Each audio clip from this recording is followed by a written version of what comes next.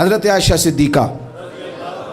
رضی اللہ تعالیٰ عنہ فرماتی ہیں ایک عورت تھی اور اسے نبی پاک صلی اللہ تعالیٰ علیہ وسلم نے وہ کلمہ پڑھ کے مسلمان ہوئی، مدینہ طیبہ آ گئی تو حضور نے مسجد نبوی شریف میں اس کے لیے مکان،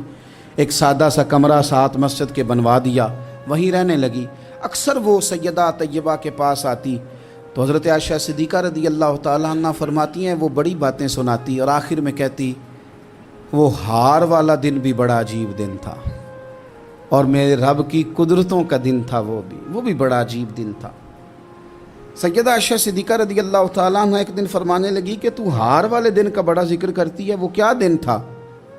تو خاتون کہنے لگی اماں جی وہ دن تھا جب میرے رب پر بھروسہ اور مضبوط ہو گیا، جس دن میرا اپنے رب پر توکل اور بڑھا، میرے ایمان میں یقین میں اور پختگی آئی۔ کہنے لگی میں ایک گھر کی کنیز تھی، نوکرانی تھی، اس گھر میں ایک بچی تھی جس کے پاس سونے چاندی ہیرے جواہرات کا ہار تھا۔ اس زمانے میں چمڑے کے اوپر لوگ ہیرے جواہرات لگاتے تھے، کئی دفعہ سرخ رنگ کے چمڑے پہ لگائے جاتے تھے، وہ بچی پہنتی تھی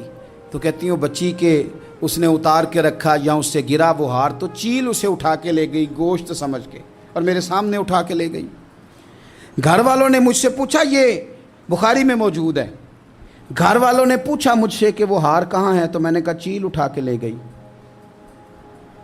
گھر میں کچھ چوری ہو جائے تو سب سے پہلا الزام کس پہ لگتا ہے؟ ملازمین پہ۔ کہتے انہوں نے مجھے بڑا مارا، بڑی تکلیف تھی، حتیٰ کہ میری شرمگاہ تک کی تلاشی لی،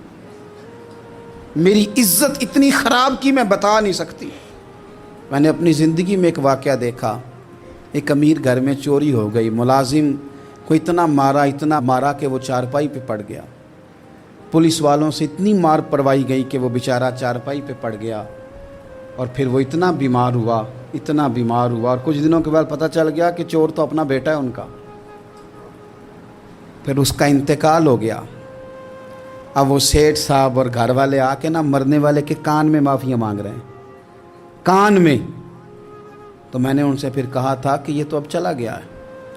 تمہارا زور چلتا تھا نا تو تم نے قانون خریدا اور تم نے اسے جتنا ہو سکا تم نے اسے مار پڑوائی، تمہارے پاس جو عدالتیں تھیں تم نے وہاں کارروائی کی، اب ایک عدالت قیامت کے دن لگے گی۔ یہ کمزور تھا نا، کچھ کر نہیں سکا۔ میرے نبی پاک صلی اللہ علیہ وسلم نے فرمایا سن لو، اگر سینگ والی بکری نے بغیر سینگ والی بکری کو تکلیف دی ہوگی نا تو قیامت کے دن اسے بھی بدلہ دینا پڑے گا کہ تیرے پاس سینگ تھے اور تو نے اسے مارا تھا۔ وہ خاتون عرض کرتی ہے سیدہ عائشہ کی خدمت میں کہ مجھے بڑا مارا، مجھے تکلیف دی، میں کہہ رہی تھی کہ میرے سامنے چیل لے گئی ہے پر وہ نہیں مان رہے تھے، اماں جی انہوں نے مجھے بڑا مارا۔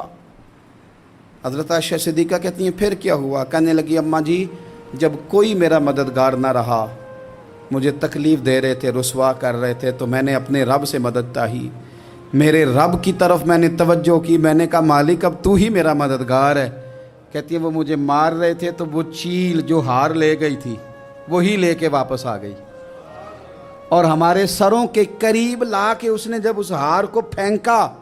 وہ مجھے چھوڑ کے سائیڈ پہ ہوئے، وہ میری بے گناہی جان گئے،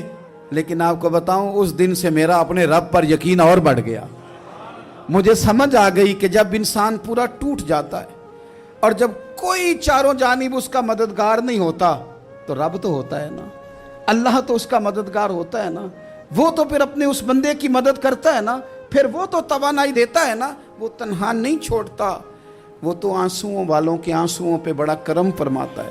وہ تو قسم پرسی میں آ جاتا ہے، اس کی رحمت بڑھ کے استقبال کر لیتی۔